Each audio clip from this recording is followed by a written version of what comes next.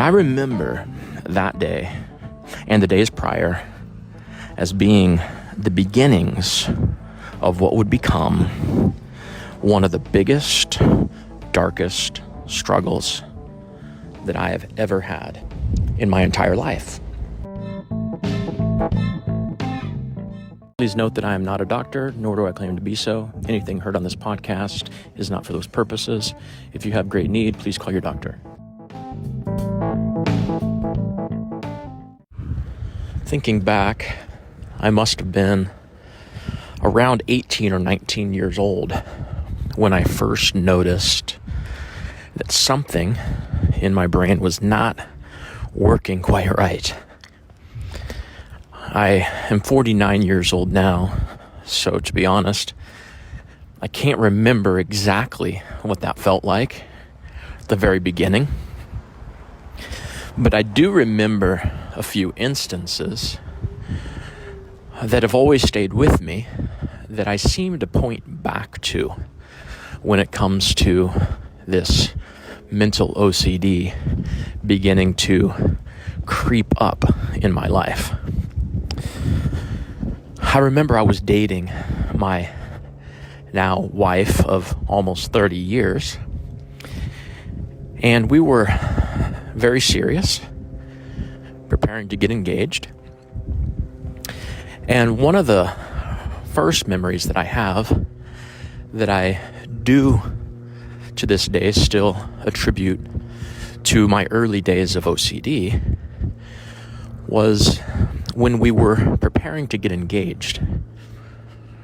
Now, you have to understand, I loved this girl and still do love this girl to the moon and back.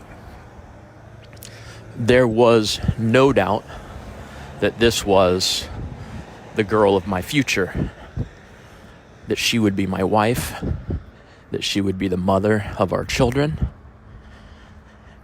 But yet, when it came to getting engaged, I remember not only taking seriously everything that would mean. I think anyone should count the cost in that way of what the future is going to bring to the best of your ability, making sure that this is the person that you want to do that future with. Well, I felt like I had done that. In fact, I felt like I had done that many times over.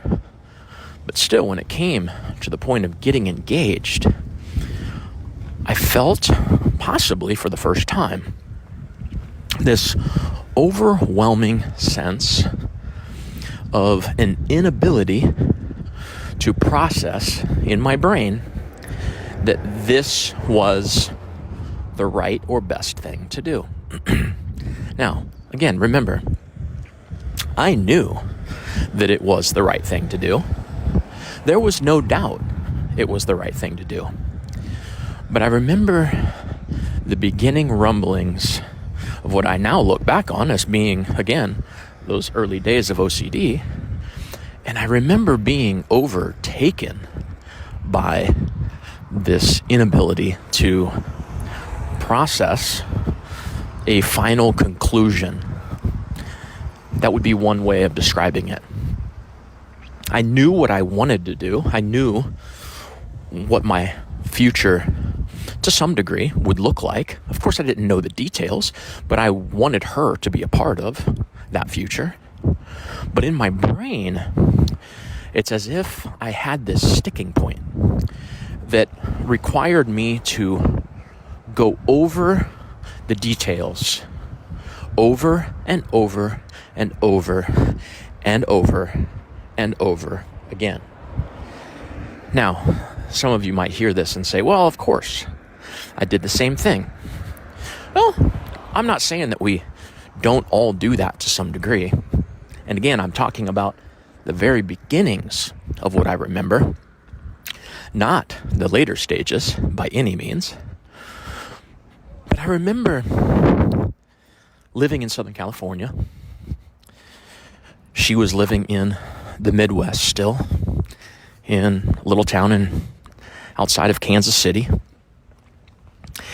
And she would come out and she would visit Southern California, and we would go to one of our favorite beach towns, which, crazy enough, I'm actually walking in that same town right now, which is where we have lived for the past 7 to 8 years. Downtown Huntington Beach became our favorite beach town, kind of side note. But I remember we would come down, we would take the Jeep, the top was off, and we would just live the life that we knew we wanted to live for the rest of our lives.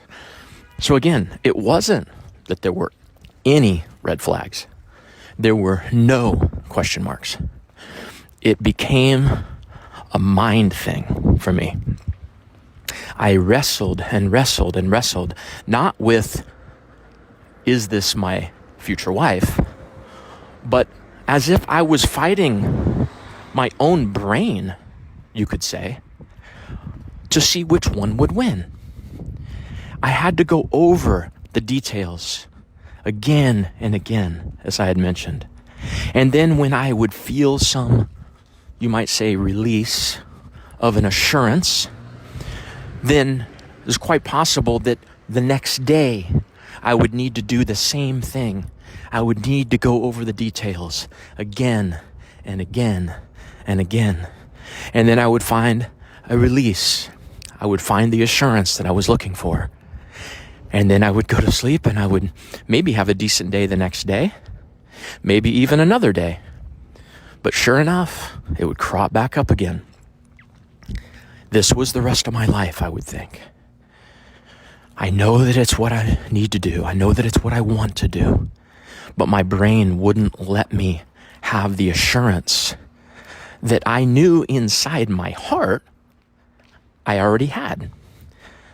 I don't know if any of that makes sense, but to those of you that are listening that have maybe had those pre-warning signs of OCD, maybe you can identify with what I'm saying. So another day would pass, and there it was again. I needed to go over the same scenarios. Whatever those scenarios were, they might even change. And because they changed, I would need to reprocess the whole series of events.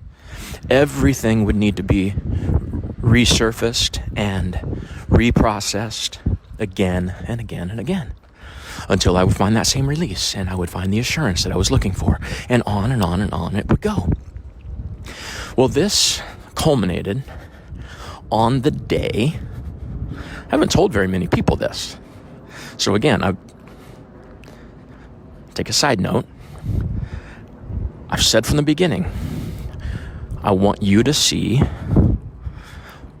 the real aspects of what OCD does in a person.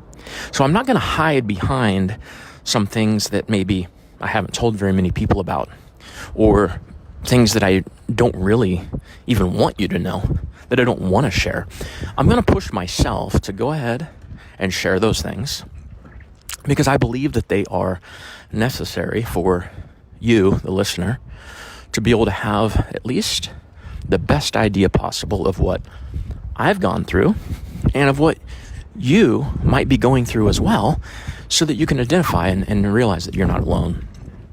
So the day came, I was going to take my soon-to-be engaged, who became soon-to-be wife, however you say that, my soon-to-be engaged girlfriend.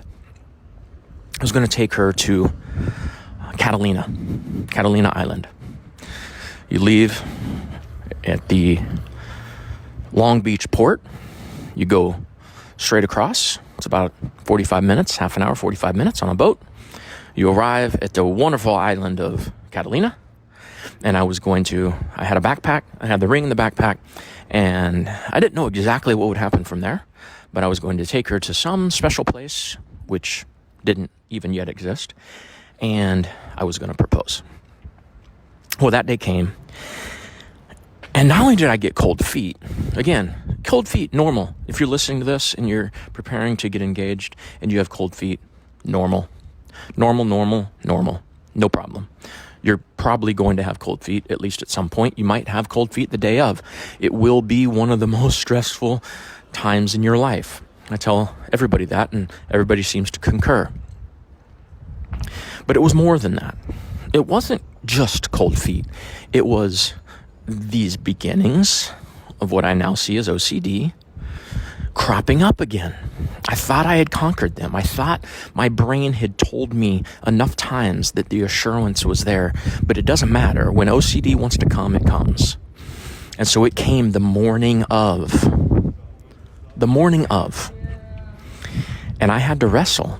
And I tell you what, I don't like admitting this, but I canceled the first boat ride over to Catalina. We were supposed to leave at, say, 10 o'clock. I don't remember the exact time. And my brain hadn't yet finalized all of these whatever algorithms that your OCD brain wants to go through in order to find the release, to find the assurance that I knew I already had, but I knew would be required in order to get on that boat to go over and ask her to marry me. Does that make sense? It may or may not make sense. Some of you, you're going, oh, that makes so much sense. Some of you are going, I have no clue what you're talking about. And that's okay. That's what the beginning aspects of an OCD brain starts to do. So if you have a kid or you have someone in your life that maybe has the beginning rumblings of OCD, well, this is what they're going through. And it doesn't make sense. This did not make sense. I had been assured 100 times by now, but it did not make sense that the morning of, it had to start all over again. And my OCD brain had to go back through everything again and again and again. So about 1:30 comes, and I push, I know I have the assurance. And so we went ahead and almost just still with this rumbling in my brain going on, not in my heart, but in my brain, I said to myself, we're going. I'm going to push whatever this is. I had no idea what was going on at this point. You got to remember, I'm 19 years old. And I said, I'm going to push all this out of the way, and I'm going on this boat. I am asking this woman to be my wife because I know that I can't live my life without her. And so we get on the boat. We get to Catalina. And I don't need to tell you the whole story. It's not really what this podcast is about, but we hike up a little mountainside and we find this little tree. I mean, no tree that was special. I just wanted to kind of get off the beaten path. And I have the assurance. My OCD brain had let go by the time we had gotten on the boat, and I had found the assurance again. And now I'm just dealing with cold feet, right? But still you have that, the remnants, you might say, of what you just went through in the OCD side of things. And that had just happened an hour prior to that, 2 hours prior to that. So you're still kind of, it's like you've been hit a few times in the ring, and you're kind of still dazed and confused a little bit.